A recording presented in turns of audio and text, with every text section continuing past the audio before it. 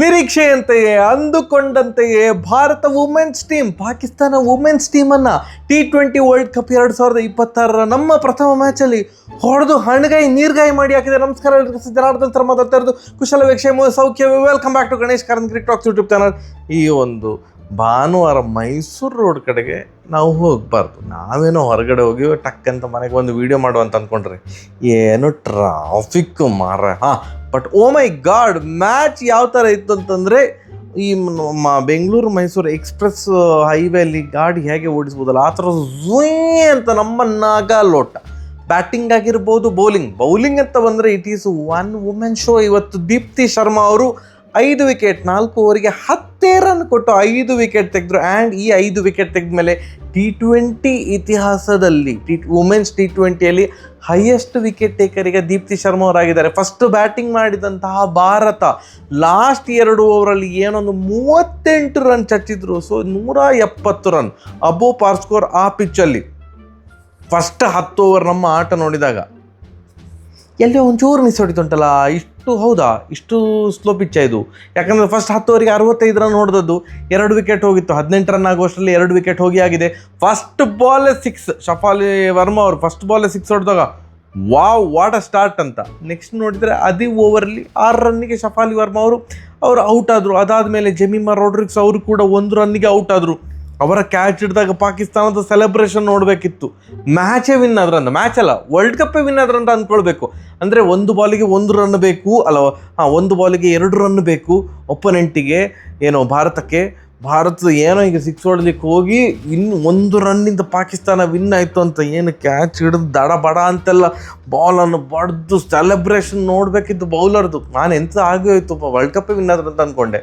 ಇಲ್ಲ, ಅದಾದಮೇಲೆ ಸ್ಮೃತಿ ಮಂದನ ಮತ್ತು ನಮ್ಮ ಕ್ಯಾಪ್ಟನ್ ಹರ್ಮನ್ ಪ್ರೀತ್ ಕೌರ್ ಅವರು ಒಂಥರ ನಿಧಾನ ಒಂದು ಚಂದದ ಪಾರ್ಟ್ನರ್ಶಿಪ್ ಮಾಡ್ತಾ ಬಂದರು. ಆ್ಯಂಡ್ ಅಫ್ಕೋರ್ಸ್ ಪಾಕಿಸ್ತಾನದ ಫೀಲ್ಡಿಂಗ್ ಬಗ್ಗೆ ಮಾತಾಡಲೇಬೇಕು. ಸ್ಮೃತಿ ಮಂದನ್ ಅವರ 2 ಕ್ಯಾಚ್ ಬಿಟ್ಟರು 24 ರನ್ನಲ್ಲಿದ್ದಾಗ, ಮತ್ತು 50 ಹೊಡೆದ ಮೇಲೆ 55 ರನ್ನಲ್ಲಿದ್ದಾಗ ಒಂದು ಕ್ಯಾಚ್ ಬಿಟ್ಟರು, ಅದು 6 ಆಗಿ ಪರಿವರ್ತನೆ ಆಯಿತು. ಸ್ಮೃತಿ ಮಂದನ್ ಅವರು ಅವರಿಗೆ ಎಕ್ಸ್ಪೀರಿಯನ್ಸ್ ಪ್ಲೇಯರ್. ಈಗ ಎಲ್ಲರೂ ಸಹ ನಾವು ನಿರೀಕ್ಷೆ ಇಟ್ಕೊಳ್ತೇವೆ ಚಂದ ಮಾಡಿ ಆಡಬೇಕಂತ. ಚಂದದ ಇನ್ನಿಂಗ್ಸ್ 44 ಬಾಲಿಗೆ 68 ರನ್. ಆ್ಯಂಡ್ ನಮ್ಮ ಕ್ಯಾಪ್ಟನ್ ಹರ್ಮನ್ ಪ್ರೀತ್ ಕೌರ್ ಅವರದು ರನ್ನ ಬಾಲ್ 35 ಬಾಲಿಗೆ 36 ರನ್ ಹೊಡೆದ್ರು.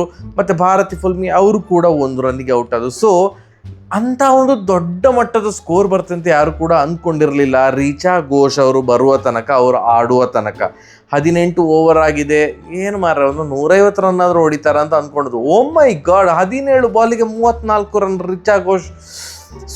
ಈ ಒಂದು ರೀಸೆಂಟ್ ಇಯರ್ಸಲ್ಲಿ ರಿಚಾ ಘೋಷ್ ಅವರನ್ನು ನಾವು ನಂಬಬಹುದು ಅಂತ. ಈಗ ಒಂದು ಪ್ಲೇಯರ್, ಈಗ ನಮ್ಮ ODI ಅಂತ ಬಂದರೆ ನಾವು ಲೋವರ್ ಆರ್ಡ್ರಲ್ಲಿ KL ರಾಹುಲ್ ಅವರ ಮೇಲೆ ಭರವಸೆ ಇಡ್ಬೋದು. ಇವರು ಇದ್ದಾರೆ ಮಾರ್ರೆ, ಒಂದು ಒಳ್ಳೆ ರೀಸನೇಬಲ್ ಸ್ಕೋರ್ ಬರ್ಬೋದು, ರೆಸ್ಪೆಕ್ಟೇಬಲ್ ಸ್ಕೋರ್ ಬರ್ಬೋದು ಅಂತ. ಏನೋ ಧೋನಿ ಅವರಿದ್ದಾಗ ಧೋನಿ ಅವರಿದ್ದಾರೆ, ಇಲ್ಲ ಏನೋ ಒಂದು ಸ್ಕೋರ್ ಬರ್ತದೆ ಅಂತ ಏನೋ ಒಂದು ಚಿಕ್ಕ ನಂಬಿಕೆ ಇರ್ತಿತ್ತಲ್ಲ, ಚಿಕ್ಕದಲ್ಲ ದೊಡ್ಡ ನಂಬಿಕೆ ಇರ್ತಿತ್ತಲ್ಲ, ಹಾಗೆ ರಿಚಾ ಘೋಷ್ ಅವರು ಇರುವ ತನಕ ಏನೋ ಒಂದು ನಂಬಿಕೆ ವುಮೆನ್ಸ್ ಕ್ರಿಕೆಟ್ ಅಂತ ಬಂದರೆ, ಇಲ್ಲ ಏನೋ ಒಂದು ಹೊಡಿತಾರೆ ಅಂತ. 17 ಬಾಲಿಗೆ 34 ರನ್, ಲಾಸ್ಟ್ 2 ಓವರಲ್ಲೊಂದು ಚಚ್ಚಿದ್ರು, 38 ರನ್ ಹರಿದು ಬಂದು 170 ರನ್ ಭಾರತ ಹೊಡೆದದ್ದು. ಆ್ಯಂಡ್ ಪಾಕಿಸ್ತಾನದ ಬ್ಯಾಟಿಂಗ್ ಸ್ಟಾರ್ಟ್ ಆದಾಗ ಫಸ್ಟ್ 3 ಓವರ್ ಅಥವಾ ಫಸ್ಟ್ 4 ಓವರ್ ಅವರದು ರನ್ ನೋಡಿದಾಗ ಇವತ್ತೇನೋ ಆಜ್ ಕುಚ್ ತೂಫಾನಿ ಕರಂಗಿ ಆಗ್ತದ ಅಂತ ಅಂದ್ಕೊಂಡೆ. ತೂಫಾನಿ, ಅಯ್ಯೋ ದೇವರೇ, ಯಾವಾಗ 1 ವಿಕೆಟ್ ಹೋಯ್ತು. And I feel bad for ನಮ್ಮ ಕನ್ನಡತಿ ಶ್ರೇಯಾಂಕ ಪಾಟೀಲ್. ಅವರ ಒಂದು ಬೌಲಿಂಗಲ್ಲಿ 2 ಕ್ಯಾಚ್ ಡ್ರಾಪ್ ಆಯಿತು. ಒಂದು ರಿಚಾ ಘೋಷ್ ಅವರೇ ಕೀಪರ್ ಒಂದು ಕ್ಯಾಚ್ ಡ್ರಾಪ್ ಮಾಡಿದ್ರು, ಅದಾದಮೇಲೆ ಅರುಂಧತಿ ರೆಡ್ಡಿ ಅವರು ಕ್ಯಾಚ್ ಡ್ರಾಪ್ ಮಾಡಿದರು. ಸೊ ಆವಾಗ ಒಂಚೂರು ಬೇಜಾರಾಯ್ತು, ಇದು ಎಂತ ಅಣ್ಣ ಅಂತ. ಯಾಕಂತಂದರೆ ಕ್ರಾಂತಿ ಗೌಡ ಅವರು ಬೇರೆ 1 ಓವರಲ್ಲಿ 14 ರನ್ ಬೇರೆ ಹೊಡಿಸ್ಕೊಂಡಿದ್ರು.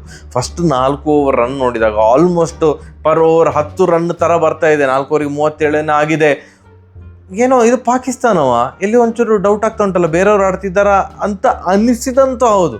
ಬಟ್ ಅವರ ಈ ಹಾರಾಟ, ಚೀರಾಟ, ಹೋರಾಟ ಎಲ್ಲ ಕೂಡ 4 ಓವರಿಗೆ ಅದು ಮುಕ್ತಾಯ ಆಯಿತು. ಯಾವಾಗ 1 ವಿಕೆಟ್ ಹೋಯ್ತು, ದೀಪ್ತಿ ಶರ್ಮಾ ಅವರು ಬಂದು ಫಸ್ಟ್ ವಿಕೆಟ್ ತೆಗೆದ್ರು, ಅಲ್ಲಿಂದ ಏನು ಚೇತರಿಕೆಯೇ ಕಾಣಲಿಲ್ಲ. ದಡಬಡ ಅಂತ ವಿಕೆಟ್ ಹೋಗ್ತವೆ ಹೋಯ್ತು. ದೀಪ್ತಿ ಶರ್ಮಾ ಅವರು ಕೇವಲ ಬೌಲಿಂಗ್ ಮಾತ್ರ ಅಲ್ಲ, ಇವತ್ತು ರನ್ಔಟ್ ಕೂಡ, ಡೈರೆಕ್ಟ್ ಹಿಟ್ 1 ರನ್ಔಟ್ ಕೂಡ ಮಾಡಿದರು.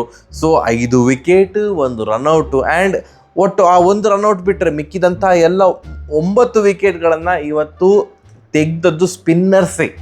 3 ವಿಕೆಟ್ ಚರಣಿ ಅವರು ತೆಗೆದ್ರು, 5 ವಿಕೆಟ್ ಏನು ದೀಪ್ತಿ ಶರ್ಮಾ ಅವರು ಕೇವಲ 10 ರನ್ನಿಗೆ 5 ವಿಕೆಟ್ ತೆಗೆದ್ರು, 1 ವಿಕೆಟ್ ಶಫಾಲಿ ವರ್ಮಾ ಅವರು ತೆಗೆದ್ರು. ಶಫಾಲಿ ವರ್ಮಾ ಈಗ ಒಂದು ನಮ್ಮ ODI ಕ್ರಿಕೆಟ್ ಮೆನ್ಸ್ ODI ಕ್ರಿಕೆಟಲ್ಲಿ ಸಡನ್ನಾಗಿ ಹೆಸರು ನೆನಪೋಯ್ತಲ್ಲ ಮಾರೆ, ಅವರ ಹೆಸರು ಅಂತ ಹೀಗೆ ಅಡ್ಡವಾಗಿ ಬಾಲ್ ಹಾಕ್ತಿದ್ರಲ್ಲ ಮಹಾರಾಷ್ಟ್ರದ ಪ್ಲೇಯರ್, ಸಡನ್ನಾಗಿ ನೆನಪೋಯ್ತು ಮಾರೆ ನನಗೆ.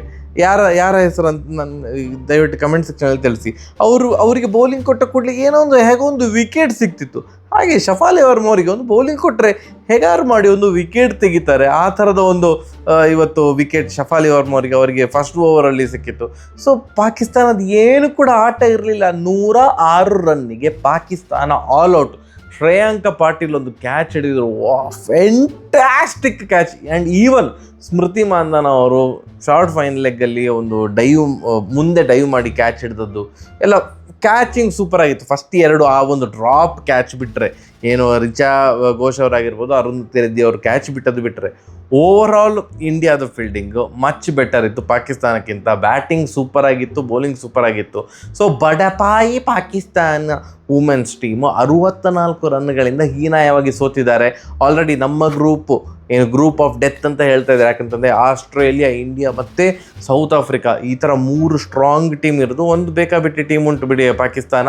ಸೊ ಈ ಗ್ರೂಪಿಂದ 2 ಟೀಮು ಸೆಮಿಫೈನಲಿಗೆ ಹೋಗ್ತದೆ. ಸೊ ಇಂಡಿಯಾ ಆಸ್ಟ್ರೇಲಿಯಾ ಹೋಗ್ತದಾ, ಇಂಡಿಯಾ ಸೌತ್ ಆಫ್ರಿಕಾ ಹೋಗ್ತದಾ, ಅಥವಾ ಆಸ್ಟ್ರೇಲಿಯಾ ಸೌತ್ ಆಫ್ರಿಕಾ ಹೋಗ್ತದೆ ಅಂತ ಎಲ್ಲರೂ ಸಹ ಏನು ಕಾತುರದಿಂದ ಕಾಯ್ತಾ ಇರೋದು. ಬೇರೆಯವ್ರ ಬಗ್ಗೆ ಯಾರು ಕೂಡ, ಎಸ್ಪೆಷಲಿ ಪಾಕಿಸ್ತಾನದ ಟೀಮ್ ಬಗ್ಗೆ ಎಲ್ಲ ಯಾರು ಕೂಡ ಸೀರಿಯಸ್ ಆಗಿ ತಗೊಂಡಿರಲ್ಲ.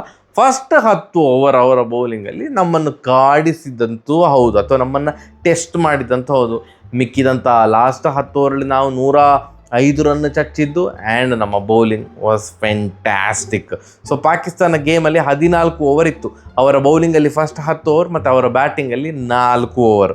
ಸೊ ಮಿಕ್ಕಿದಂಥ ಎಲ್ಲ ಗೇಮು ಕೂಡ ಕಂಪ್ಲೀಟಾಗಿ ಡಾಮಿನೇಟ್ ಮಾಡಿದ್ದು ನಮ್ಮ Indian team.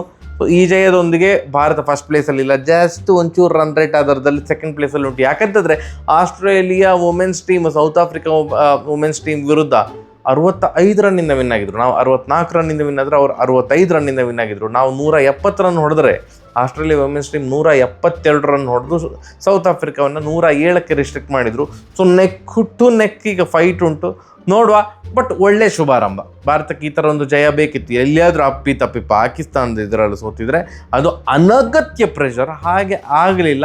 Congratulations, almost flawless game ಅಂತಲೇ ಹೇಳ್ಬೋದು. ಭಾರಿ ಖುಷಿ ಆಯಿತು. ಪಾಕಿಸ್ತಾನ ಟೀಮ್ ನೀವು ಹಾರಾಡಿ, ನಿಮ್ಮದು ಎಸ್ಪೆಷಲಿ ಜಮೀಮಾ ರೋಡ್ರಿಕ್ಸ್ ಅವರ ವಿಕೆಟ್ ತೆಗೆದ, ವಾವ್ ಏನು ಸೆಲೆಬ್ರೇಷನ್. ಅಕ್ಕ ಹೀಗೆ ಮಾಡೋದೇನೋ, ಮತ್ತು ಶಹೀದ್ ಅಫ್ರಿದಿ ಅವರ ಥರ ಪೋಸ್ ಕೊಡೋದೇನೋ, ನೈಸ್. ಒಳ್ಳೆ ಫೋಟೋ ಎಲ್ಲ ಸಿಕ್ಕಿರ್ಬೋದು ಅಷ್ಟೇ. ಸರಿಯಾಗಿದೆ. ಬರುವ ನಮಸ್ಕಾರ.